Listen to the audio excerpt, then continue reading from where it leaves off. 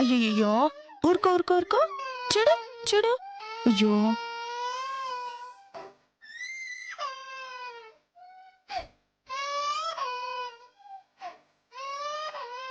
ఓహ్! ఒరేయ్ కన్నా! నువ్వెవరో మాటతో చెప్పలేని పరిస్థితి నీది. నీ వాళ్ళెవరో స్పర్శతో గుర్తుపట్టినా తెలుసుకోలేని పరిస్థితి నాది. నీ వాళ్ళెవరో తెలుస్తాను పద.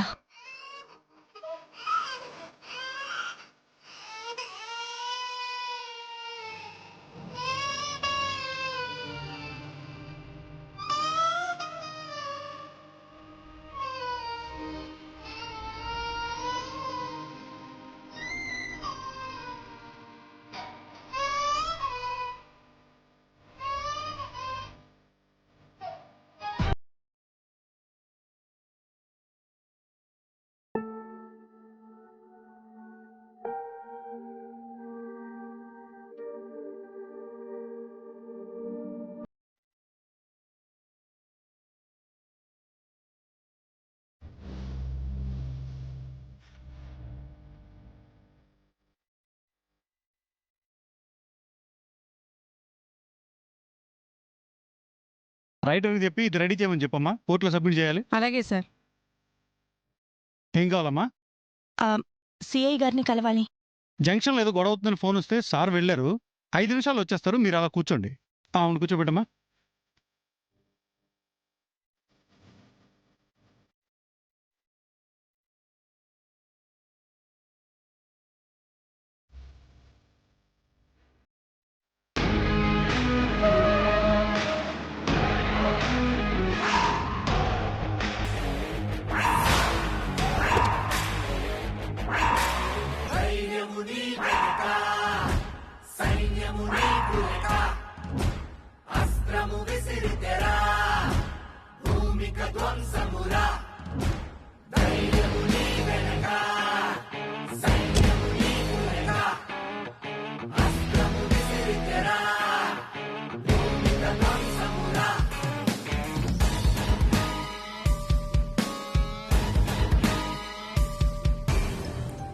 సీత,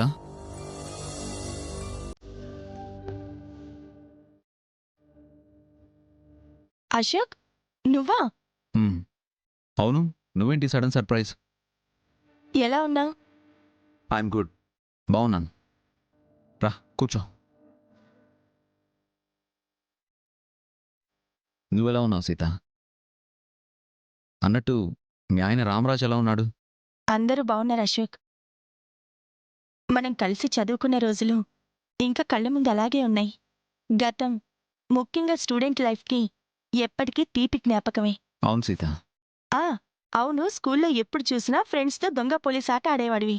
ఆ ఆటలు ఎప్పుడు దొంగగానే ఉండేవాడివి. నిజ జీవితంలో వాళ్ళని పట్టుకునే పోలీస్ అయ్యావన్నమాట. చాలా ఆశ్చర్యంగా ఉంది.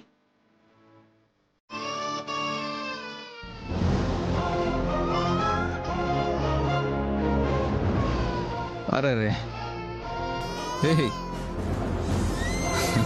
ఇటు. ఓ, అర్రే అర్రే అర్రే. హే చిన్న, భలే ముద్దొస్తున్నావురా. సీత, అంతా నీ పోలికే కాదా? అయితే మీ ఆయన రామరాజు గారి పోలిక అనుకుంటా. కాదు, అసలు ఈ బాబు మా బాబే కాదు. ఈ బాబుకి తల్లెవరో తెలియడానికే స్టేషన్కి తీసుకొచ్చాను. అంటే ఎక్కడైనా దొరికాడా? లేదు అశోక్, మా ఇంటి వారసుడని ఈ చీటీ రాసిపెట్టి మా గుమ్మం ముందు ఎవరో వదిలిపెట్టి వెళ్లారు.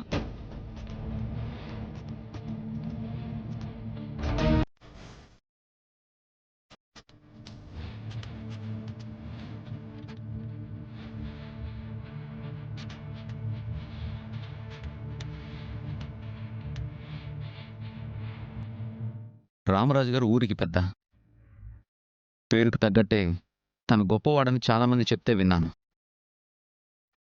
వారసుని దాచిపెట్టాడంటే అశోక్, ఆయనే కాదు, నా ముగ్గురు మరుదులు కూడా అన్న అడుగు జాడల్లో నడిచేవాళ్లే. వాళ్ళు కూడా ఇలాంటి తప్పు చేస్తారని నేను అనుకోను. అది నువ్వెలా చెప్పగలవు సీత? అన్న అడుగుజాడలో నడవడం వేరు, ఆడదాని విషయంలో అన్నలా ఉండడం వేరు. ఆడవాళ్ళ వల్ల రాజ్యాలే కూలాయి. వీళ్ళ నిగ్రహాలు ఒక లెక్కన. మీ ముగ్గురు మరుదులు తప్పటడుగు వేయలేదని ఆరా తీయకుండా, ఆధారాలు దొరకకుండా మనం కన్ఫర్మ్ చేసుకోవడం కరెక్ట్ కాదు. ఎందుకంటే మామూలుగా వదిలించుకునే వాళ్ళైతే వారసుడాన్ని చీటీ రాయాల్సిన అవసరం లేదుగా. బిడ్డను అక్కడ వదిలేసి వెళ్ళేవారు. కరెక్టే అశోక్. కానీ నేను కోడలుగా ఆ ఇంట్లో అడుగుపెట్టిన దగ్గర నుంచి ఆ ముగ్గురిని గమనిస్తూనే ఉన్నాను. ఆవేశం, ఆకతాయితనం తప్ప ఆడవాళ్ళని వేరే దృష్టితో చూసే గుణం కాని, భార్యల్ని మోసం చేసే నైజం కాని వాళ్ళలో ఎప్పుడూ కనిపించలేదు.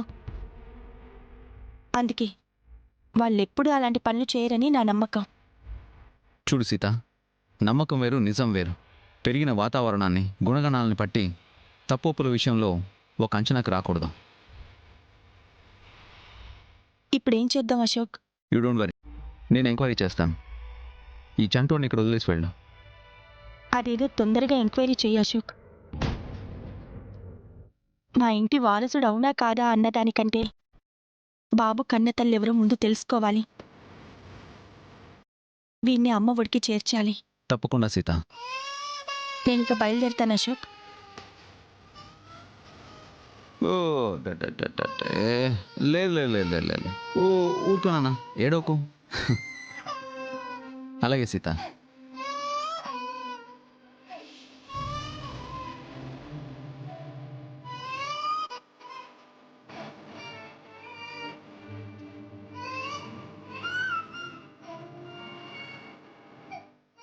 పర్లేదు సీత, నేను చూసుకుంటాం. ఏంట్రా లక్ష్మమ్మ, ఎట్రమ్మా? జాగ్రత్తగా చూసుకో. బాబుని తీసుకెళ్ళి పాలు పట్టించు. అలాగే సార్.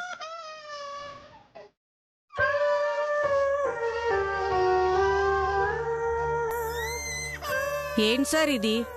ఎవరో కనపడటం, మనం చూసుకోవటం. ఏంటి సార్ ఇది?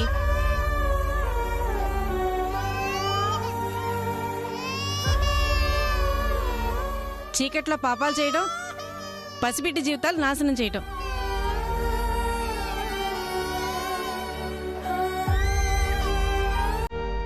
మగవాళ్ళకి బుద్ధి లేదు, కనీసం ఆడవాళ్ళకైనా సిగ్గుండద్దు.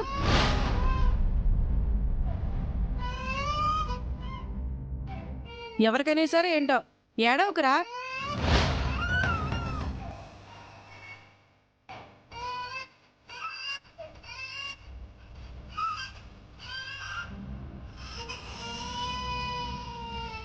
అబ్బాబ్బా ఆగరా, ఏడవకురా. ఇలా ఇవ్వండి. అయ్యో ఏడోకు కన్నా, ఏడోకేడోకు వచ్చేసానుగా.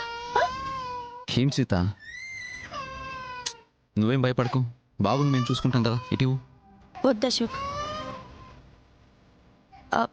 బాబు ఎవరో తేలే వరకు నా దగ్గరే ఉంచుకుంటాను. అదేంటి? లేదశోక్, ఎవరో చేసిన తప్పుకి ఈ బాబు బాధపడ్డం నాకు ఇష్టం లేదు. ఆ తల్లిదండ్రులు ఎవరో తేలే వరకు ఈ బిడ్డ మాతోనే ఉంటాడు. కరెక్టే సీత. ఒక రకంగా బాబు మీ ఇంట్లో ఉంటేనే వాడి పేరెంట్స్ని పట్టుకోవడం సులువు అవుతుంది. తీసుకెళ్ళి సీత. వెళ్ళొస్తాను. ఓ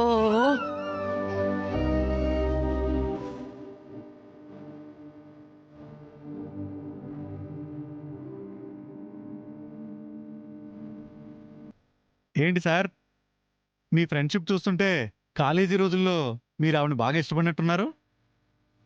అవును, సీత క్యారెక్టర్, తన గుణగణాలు తెలిసిన వాళ్ళు ఎవరైనా తనని అభిమానిస్తారు, ప్రేమిస్తారు.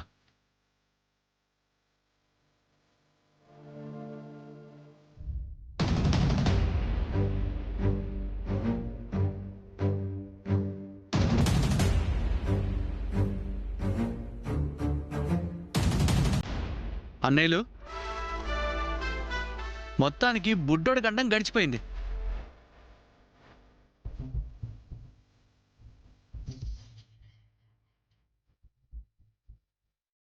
ఏంటి, నేనేదో స్కామ్ చేసినట్టు నా వైపు అందరూ అలా చూస్తున్నారు? స్కామ్ కాదురా, గండం గడిచింది అంటున్నావంటే చంటోడికి సంబంధించి ప్లాన్ చేసిన ఉద్దండ పిండానివి నువ్వేనా? చిచి నాకేం సంబంధం లేదు. నేనేదో క్యాజువల్గా అన్నాను అంతే. నాని బాబుని నమ్మకూడదండి. గడ్డం పెంచుకున్న అమాయకుల్లా నటించి ఏదో అడ్డమైన పని చేసే ఉంటాడు. మారుతి, నువ్వు నోర్మై. ఆపండ్రా.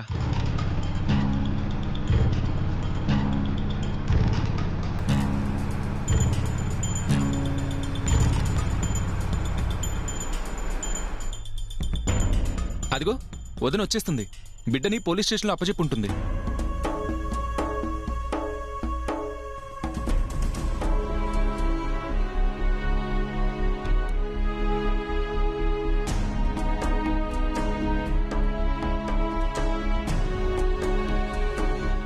వదిన మళ్ళీ బిడ్డను తీసుకొచ్చిందేంటి? వదినా, మళ్ళీ చంటోని తీసుకొచ్చేవేంటి వదినా? ఎవరో చేసిన దానికి పసి మనసుకి శిక్షెందుకు? అనాథల స్టేషన్లో వదిలేలేక తీసుకొచ్చాను నాని. అట్టగాస్తులే పోలీసులు తానే బాబుంటే వాళ్ళే కన్నవాళ్ళని ఎతికి పట్టుకుని వాళ్ళకిచ్చేటోళ్ళు కదా. వాళ్ళు దొరికే వరకైనా పోలీసులకి దగ్గరుండి వీడి ఆలన పాలన చూడ్డం కష్టం కదన్నయ్యా. అందుకే వీడు ఎవరు వారసుడో తేలే వరకు మన దగ్గరే ఉంటాడు. ఆగక్క.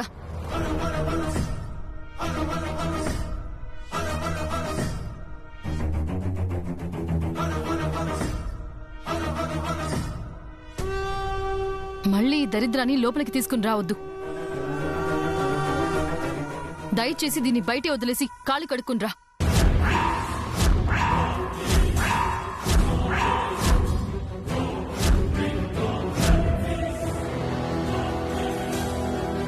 నువ్వేం మాట్లాడుతున్నావో నీకు తెలుస్తుందా దాక్షాయిని? పసివాడు దరిద్రం ఎలా అవుతాడు? కన్న ప్రేమ లేకపోయినా కనీసం మానవత్వం కూడా లేకుండా ఇక్కడ వదిలేసిన వాళ్ళు ఎలా దరిద్రులవుతారు? వాళ్ళెవరో పోలీసులు చూసుకుంటారు. దొరకకపోతే వీణ్ణి ఏం చేయాలో కూడా వాళ్లే చూసుకుంటారు. అందుకేగా వాళ్ళకి అప్పగించడానికి స్టేషన్కి వెళ్ళావు. అక్కడే ఉంచక మళ్ళీ ఎందుకు తీసుకొచ్చావక్క? నువ్వు ఎన్నైనా చెప్పక్క. వీణ్ణి లోపలికి తీసుకురావడానికి నేనైతే ఒప్పుకోను. మళ్ళీ వీణ్ణి స్టేషన్కే పంపించేసే. అరే సంటోన్ విషయంలో అంత పంతం ఎందుకు చెల్లె నీకు? నాది పంతమే అన్నయ్య. కన్న ఆడదేమో భారం అనుకొని వదిలించుకుందామో అనుకుంది. వీడి తండ్రి మన వాళ్ళ బయట వాళ్ళ తెలియడం లేదు. ఇప్పుడు ఆ బరువుని తల మీద పెట్టుకుంటే జీవితాంతం మనమే మోయాలి. పోలీసులైతే ఎంక్వైరీ చేసి ఎవరో తెలియకపోతే అనాథాశ్రమంలో వేస్తారు. అందుకే ఈ బుడ్డోడి ఇంట్లో వద్దు. బుద్ధి లేకుండా అడ్డుపడకు దాక్షాయిని. మన వారసుడు అవునో కాదో పక్కన పెడితే మనమైతే మనుషులమేగా. మానవత్వంతో అయినా ఈ చంటోని చూడాలి కదా. ఆగక్క.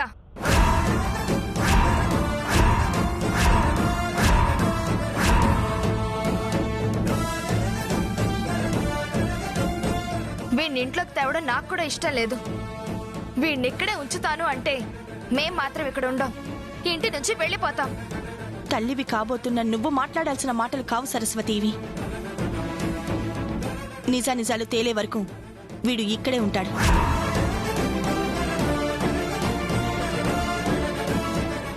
ఏందక్క తేలేడిది? వీళ్ళేమో నోట్లకెళ్ళి మాటెళ్ళక ముచ్చుమొహల్లే.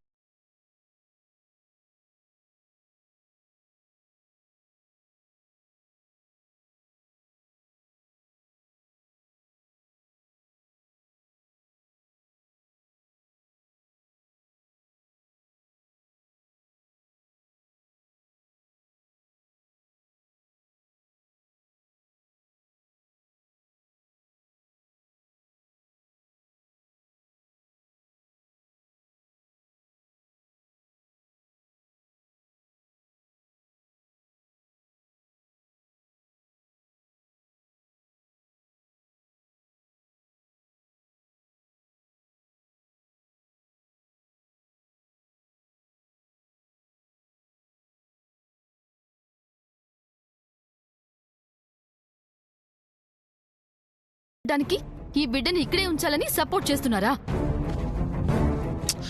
అది కాదు దాక్షాయిని, నా ఉద్దేశం. చాలే ఆపండి. ఎవరి బిడ్డో తెలియకుండా, ఎవరి బండారం బయటపడకుండా మీ అన్నదమ్ములు ఒకరినొకరు కాపాడుకోవాలని ప్లాన్ చేస్తూ మమ్మల్ని ఫూల్స్ చేయాలని చూస్తున్నారా? దాక్షాయిని,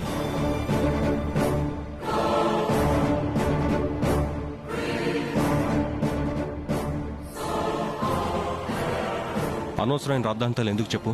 ఈ బాబు ఎవరో ఈ రోజు కాకపోయినా ఇంకొక రోజైనా తెలుస్తుంది. దానికోసం మీ ఇద్దరు భార్యాభర్తలు గొడవ పడటం ఎందుకు? మాది భార్యాభర్తల గొడవలా కనిపిస్తుందా బావగారు? అంతేలేండి, యదా రాజా తదా ప్రజ. మీ తమ్ముళ్ళకు కూడా మీ బుద్ధులే వచ్చాయి, అన్నీ మీ గుణాలే వచ్చాయి.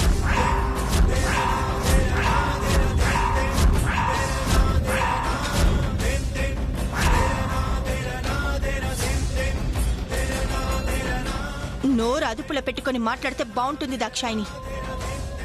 నేనేమి తప్పనిలేదే, ఉన్నదే కదా అన్నాను. బావగారేమో ఊరవతలో ఒక అమ్మాయిని పెట్టి మనకి తెలిసేసరికి ఊరే మార్చేసి అసలు ఆ అమ్మాయి ఎవరో ఏమవుతుందో చెప్పకుండా ఉలుకో పలుకో లేకుండా ఉన్నారు. కాలంతో పాటు ఆ విషయాన్ని కూడా సమాధి చేసేశారు. ఇప్పుడు కొత్తగా ఈ బుడ్డోడొచ్చాడు. వీడు బావగారికి సంబంధమో, నా భర్తకి సంబంధమో, నా మరుదులకు సంబంధమో, లేదా బయట వాళ్ళెవరి బిడ్డో అర్థం కాక మా బుర్రలు బద్దలవుతున్నాయి. మా ఆవేశాన్ని అర్థం చేసుకోకుండా నువ్వేంటక్కా వీళ్ళందరికీ సపోర్ట్ చేసి మాట్లాడతావు? వాదనలు అనవసరం దాక్షాయిని. వీడెవడో తేలే వరకు మనతోనే ఉంటాడు, మన ఇంట్లోనే ఉంటాడు. దీనిలో ఏం మార్పు లేదు. ఇక ఎవరు ఎదురు మాట్లాడాల్సిన అవసరం కూడా లేదు.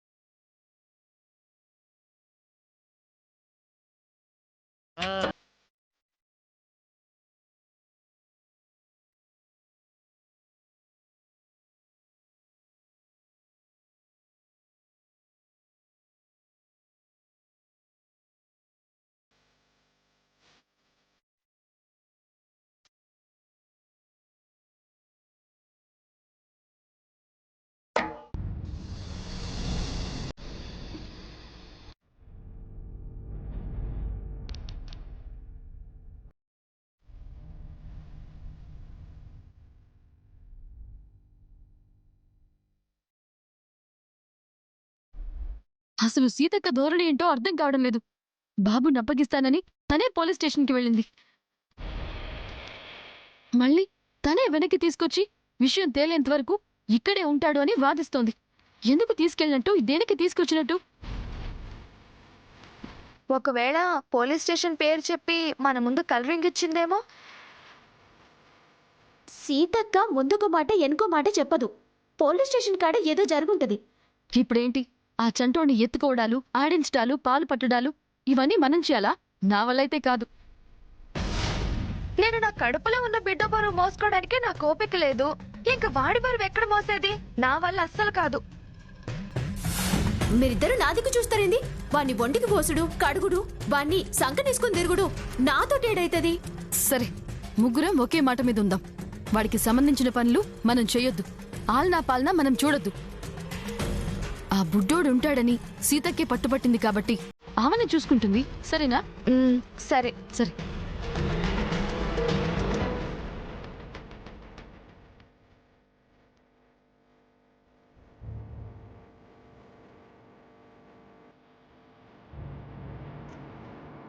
శంకర్, శ్రవణ్, నాని